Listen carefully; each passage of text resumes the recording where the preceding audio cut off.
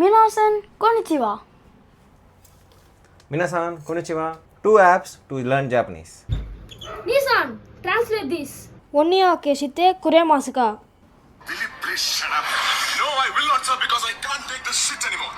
How dare you? I dare because I'm daring. Damn daring.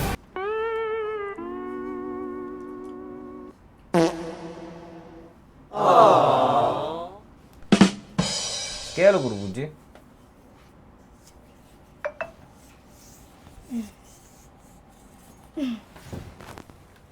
Yomi wa dictionary.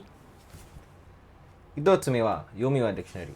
誰と日本語に話すとき、知らない単語の場合は直面するはずだ。あの時、実証に正しい単語が探して、例えば見て、この文章でこの単語は似合うと考えて話したら、日本語に上手になれます。二つ目は、トライアップ。